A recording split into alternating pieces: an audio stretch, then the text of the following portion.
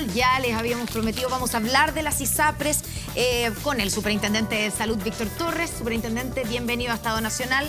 Gracias por estar con nosotros. Muchas gracias por la invitación. Buenas tardes ya. Obviamente hay una cantidad, que no es la mayoría de los chilenos, pero hay una cantidad importante de chilenos que están afiliados a las ISAPRES, que están viendo 3 millones. 3 millones y que están viendo con preocupación qué va a pasar con su ISAPRE. Entonces la pregunta, ¿está en riesgo la continuidad del sistema de ISAPRE con la aplicación del fallo de la Corte Suprema, superintendente? Bueno, la verdad que una de las situaciones que nosotros hemos planteado, digamos, durante todo este tiempo de discusión a propósito de la implementación del fallo, es que se está viendo de qué forma se implementa o se dan las condiciones para que esta implementación tenga el menor impacto posible, producto precisamente de que hay una situación compleja que están viviendo hace más de 2 años las ISAPRES, y eso pudiera impactar tanto a las personas, a los usuarios directamente, como también a los prestadores. Y desde esa perspectiva, claro, nosotros hemos estado discutiendo durante todo este tiempo y el Ministerio ha llevado también adelante conversaciones con asesores parlamentarios. Unos días también estuvimos con los mismos diputados y senadores de las comisiones de salud de la Cámara y del Senado, con expertos, con incluso los ex superintendentes que presentaron su propuesta, etcétera, etcétera. Entonces se ha estado trabajando en esa dirección. Primero, que se cumpla el fallo. Segundo, que se proteja a las personas. Y tercero, obviamente, considerando la construcción de un escenario que permita que se haga factible ese cumplimiento. Ya, o sea, uno de los objetivos suyos como superintendente es evitar que quiebren las ISAPRES. El objetivo mío como superintendente respecto de lo que nos mandató la Corte es que se cumpla el fallo, ¿ya? Que se proteja a las personas y que se construya una fórmula que haga viable el cumplimiento de ese fallo. Eso implica que también tengamos que medir qué impactos tiene ese cumplimiento del fallo respecto de sus estados financieros y el cumplimiento de sus indicadores legales. Cuando se habla de una cifra que está dando vuelta y que salió de esas mismas reuniones de las que usted habla, ¿cierto? Y que salió de la ministra de Salud, que dice que podrían ser las cifras, ¿cierto?, que tendrían que devolver las ISAPRES hasta 1.400 millones de dólares, y las ISAPRES han dicho que eso equivale a las utilidades de los... Más de 30 años. Exactamente, 33 años, y que si tienen que pagar eso, van a quebrar. ¿Esa es la cifra o su cifra se acerca a esa cifra? A ver, lo que hicimos ese día lunes fue uno de tantos modelamientos que hemos hecho ya, poder presentárselo precisamente a los parlamentarios, primero con el objetivo de poder dimensionar el problema, no para entregar una cifra precisa, exacta. De hecho, le dijimos, ¿no? Traten de no compartir esta cifra. Bueno, no le hicieron caso, me parece. Bueno, pero todos sabemos cuáles son los riesgos. Pero esta cifra se dio. No, o sea, dentro de un modelamiento. O sea, no, es que hubo un modelamiento donde se plantea, pero han habido distintos resultados a los que hemos llegado dependiendo del modelamiento que se haga. ¿Todos están en el barrio de los 1.400 millones de dólares? Todos están en un barrio importante, o sea, es un pasivo relevante. Porque eso es lo que importa, porque no sé si... No, 1.400 no, sino que 1.388. No se trata de eso. Están todos en esa dimensión, porque lo que las ISAPRES dicen que en esa dimensión de monto le es imposible responder. Mire, Matías, si las cifras fueran bajas, no estaríamos en esta discusión. Solamente diríamos, ok, que se cumpla el fallo. Pero si estamos abriendo esta discusión, incluso al ámbito legislativo, es porque obviamente hay un pasivo que es relevante. Yo no podría decir cuál es el parámetro de ese pasivo, ¿no? Pero es relevante. Entonces, lo primero era mostrar esa realidad. Lo segundo es establecer que por la vía administrativa no logramos entregar una solución suficiente, ¿ya?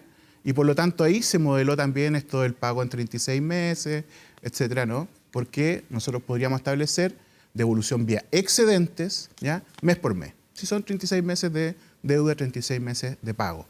Pero eso en los modelamientos se mostraba que podía ser insuficiente, y por lo tanto el tercer punto que queríamos dejar en claro es que se requería entonces una discusión por la vía legislativa, ¿ya?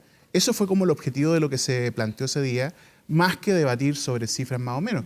Porque de hecho las ISAPRES durante marzo tienen que hacernos llegar a nosotros una serie de elementos que le hemos pedido para hacer ya cálculos más finos, ¿ya? Porque ahora hemos trabajado más bien con promedios y modelamientos que requieren entonces ya el cálculo más en detalle. Ya, pero usted está diciendo, cuando habla de el tercer punto, habla de la ley corta, ¿cierto? Sí.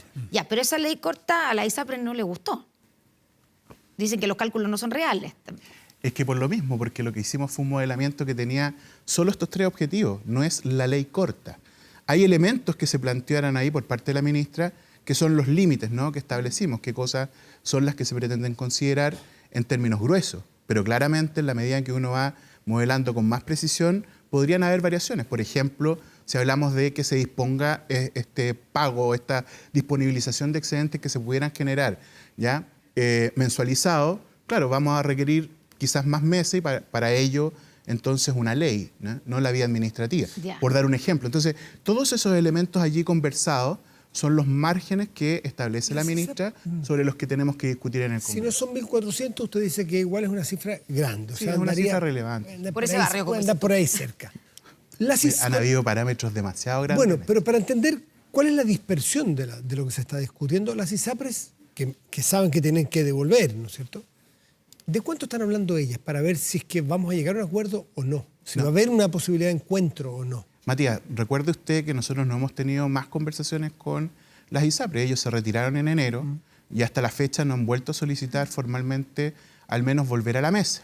Lo que nosotros hemos planteado es que claramente si ellos quieren tener, y así debiera ser, participación en la mesa, lo mínimo que deben hacer es solicitar volver, ¿no? Ellos se fueron por la prensa, recordemos, ¿no? Y obviamente nosotros hemos seguido trabajando con distintos actores relevantes. Si tanto interés hay en opinar respecto de un proyecto que no está sobre la mesa aún, por lo menos en detalle, entonces al menos que se suban a la mesa para que puedan conocer de qué estamos hablando. Un superintendente o una superintendencia que es de salud, porque a veces dicen el superintendente de ISAPRE, usted es superintendente de salud. Cambió el 2005. Claro. ¿Ustedes tienen en sus atribuciones fiscalizar el sistema de salud privado solamente o tienen algo que ver con la salud pública? Nosotros también fiscalizamos determinadas materias en la salud pública, ¿no? Tenemos fiscalización del cumplimiento de garantías, GES, por ejemplo, de oportunidad, que es público y privada, etcétera. Hay varios elementos. Se lo pregunto porque entonces usted está en una posición privilegiada como dirigiendo un ente autónomo, que es el que vela por que se cumplan las leyes, las prestaciones en la salud pública y privada. Está en esta situación privilegiada para mirar con criterio de largo plazo si es que le parece riesgoso para el sistema integral de salud de los chilenos y chilenas el que el sistema de salud privado, las ISAPRES, caigan, colapsen eventualmente. Bueno, lo primero es decir que me encantaría que pudiera la superintendencia tener aún más atribuciones, porque respecto a los prestadores tenemos escasas atribuciones de fiscalización. Nos llegan bastantes reclamos, pero no los tenemos. Y obviamente que sería muy bueno poder tener la mirada completa, ¿no? Lo segundo es que, claro, más allá de esta situación, evidentemente, ¿no? Yo lo he dicho en varias oportunidades, aquí nadie busca que las ISAPRES caigan. Yo no digo que usted busque, pero si cayeran, ¿usted ve que se puede afectar el sistema integral? Porque nos están viendo del norte, del sur, gente que se atiende por FONASA, gente que se atiende por FONASA en el sector privado, gente del sector privado, todas esas posibilidades. Bueno, indudablemente, Matías, esta es una situación compleja, ¿ya? Si no, no estaríamos en una conversación, insisto, al nivel que hoy día se está llevando, ¿no? Y en ello, obviamente, tenemos que evitar que pueda existir una situación que pueda afectar, obviamente, sistémicamente, tanto al mundo público como privado.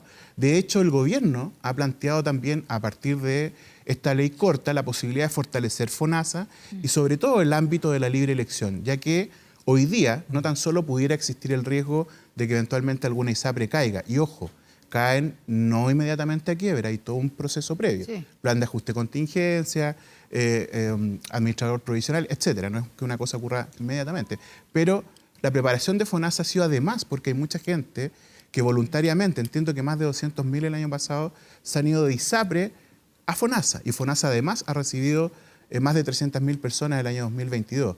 Entonces requiere fortalecer la libre elección y las coberturas, ya que este es un público que habitualmente utiliza este sistema y obviamente las coberturas tienen que ser mejor para garantizar lo que tú planteabas, ¿no? Ya, pero en el fondo hay conciencia y la pregunta también apunta a que se descarte de alguna manera eso que hay quienes sostienen que y hay quienes piensan que detrás de que lo que quiere, digamos, un sector del país y tal vez el gobierno es que caigan las ISAPRES, que eso lo han dicho, no sé, el exministro Jaime Mañalich dijo que las ISAPRES con esto morían y que eso es lo que se pretendía, y otros, digamos, también personajes. Pero usted dice que aquí no hay nadie interesado en dejar caer a las ISAPRES, y es porque, más allá de cuidar o no a la ISAPRE, están conscientes de que si cae la ISAPRE va a tener un problema todo el sistema de salud, porque los prestadores privados no solamente los atiende a la gente de la ISAPRE, también, como dice usted, a los de FONASA. Y muchos de los prestadores privados dependen financieramente de las ISAPRES. ¿Se entiende? Sí. Hay esa preocupación, ¿o no? Y que además, si la gente de las ISAPRES se tiene que ir a FONASA, las listas de esperas de hoy, que hay casi 3 millones de personas esperando por un especialista en FONASA. O sea, en el sistema público, digamos. Eso solo se va a engrosar si es que se traspasan gente que está hoy día atendiéndose a través de la ISAPRE y atendiéndose en centros privados, y que si también quiebran o no quiebran, pero dejan de existir los centros privados, algunos de ellos, porque no les conviene, porque ya no existirían la ISAPRE, bueno, toda esa gente va a ir al sistema público. Un sistema público hoy día está bastante colapsado. A ver, primero decir que, claro, se aprovecha un poco estas circunstancias para poder colocar sobre la mesa una discusión que nosotros no hemos puesto, que tiene que ver con la reforma de salud. Sí. El gobierno ha dicho claramente que separa las aguas respecto de esta discusión del proyecto de ley que requiere dar sustentabilidad por lo menos al cumplimiento de este fallo versus lo que después pueda generarse como una discusión de fondo, ¿no? Más estructural, pero para eso tenemos que tener esta situación más bien zanjada o más tranquila, o al menos dice más separar clara. las aguas, digamos, porque la reforma de salud puede ser que termine con la ISAPRE. O sea, es que la reforma a la salud que ha planteado Sí. al menos Sin ISAPRE. al menos en el programa de gobierno del presidente Boric es con las ISAPRES pasando a transformarse en seguros complementarios. O sea, cumpliendo un rol distinto, fuera de la seguridad social. Nadie ha dicho aquí se exterminan, caen, no. Pasan a cumplir entonces un rol diferente como en muchos países del mundo. Yo lo he dicho, en Taiwán, Corea del Sur, en Australia, en Francia. Hay muchos modelos como este, ¿no? No estamos hablando de una cuestión distinta. Lo segundo es que evidentemente si uno quisiera o no tuviera este nivel de conciencia, otras decisiones habríamos tomado. Yo quiero recordar una pelea permanente entre enero y febrero de este año, ¿no? Donde muchas veces se me emplazó públicamente a que yo entregara cifras o fórmulas de cálculo de cifras.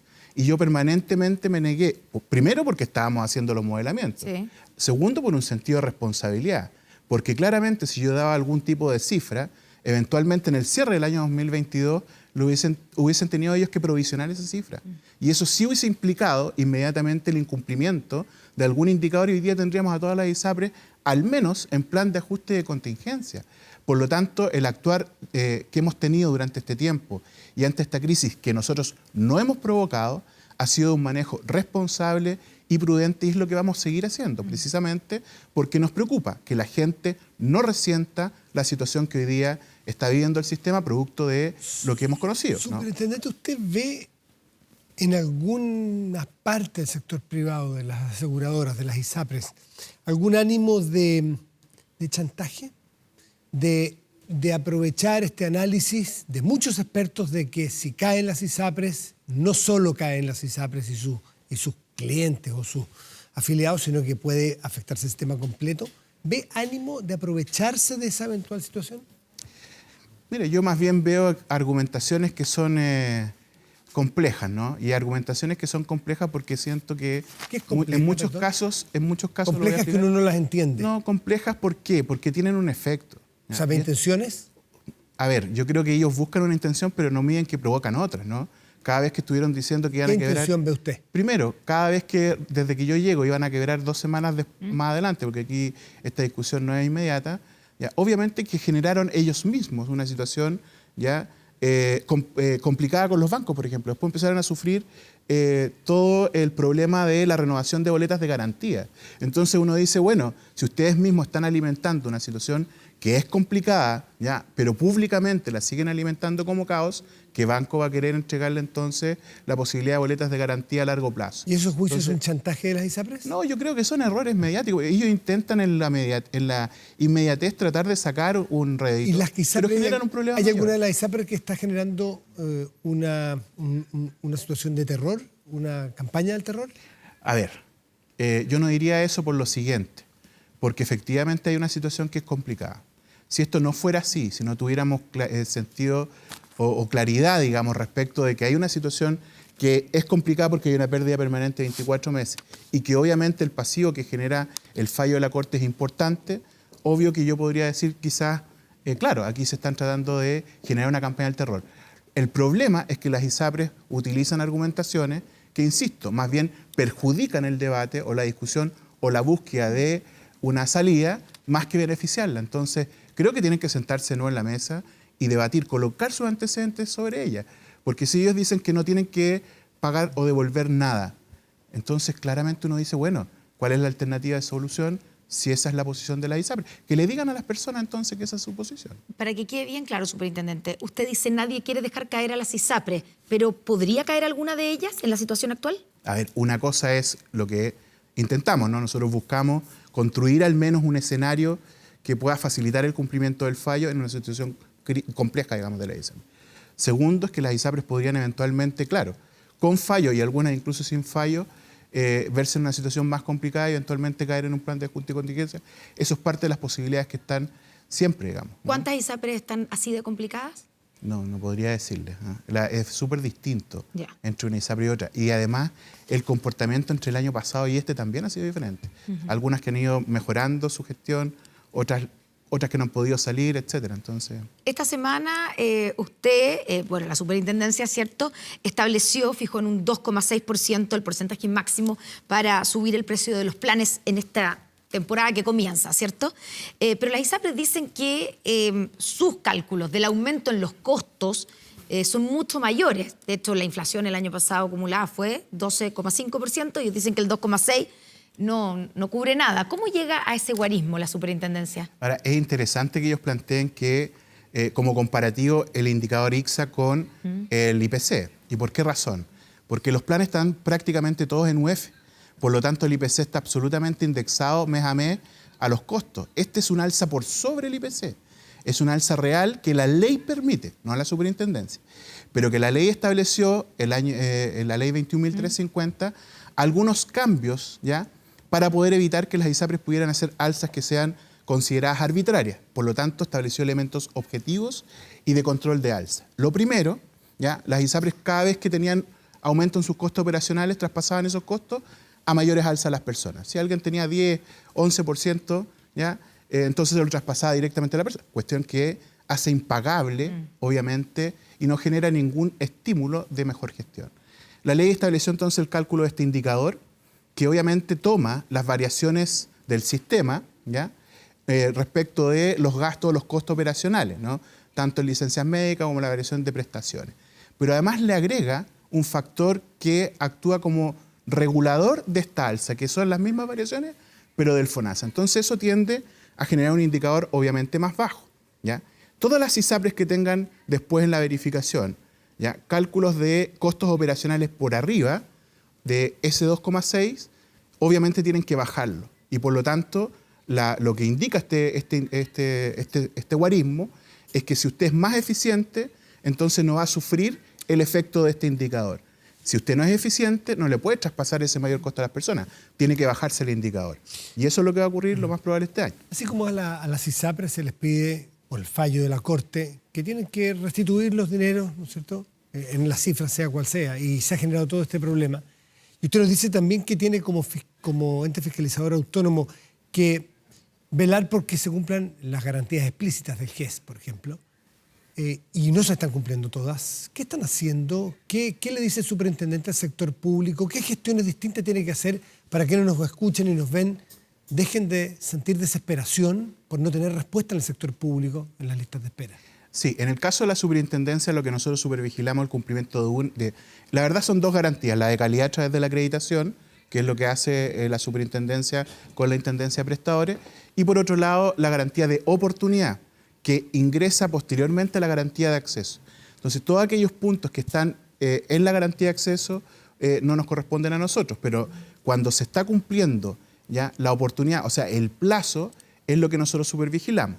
Y en el caso del sistema público, ya, de hecho, nosotros tenemos reuniones permanentes o levantamos gestiones con FONASA para que FONASA pueda rápidamente asignar un tercer prestador en este caso, y si ya FONASA no lo hace, nosotros tenemos que designar un tercer prestador. Entonces, en ese ámbito es donde nosotros ingresamos, no en la fase previa, y ahí obviamente hay una cuestión de gestión. Se nos acaba el tiempo. ¿Cuándo va a emitir la circular, superintendente? Tiene hasta fines de mayo. Tengo hasta fines de mayo. Yo dije que vamos a usar el máximo de tiempo posible con sentido de urgencia, si puede ser menos, pero ahora que me han apurado estos meses, capaz que en mayo me pidan que no me apure tanto. Porque va a haber discusión de Víctor Torres, superintendente de salud, nos tenemos que ir. Vienen las noticias. Muchas gracias por estar con nosotros en Estado Nacional. Muy bien. Hasta la próxima semana. Nos vemos en una semana más. Que tengan una muy buena semana. No, jueves nos vemos. Jueves en la noche. ¿Verdad? Jueves en la noche. Canal Tienes toda la 24, razón. Estado Nacional Prime.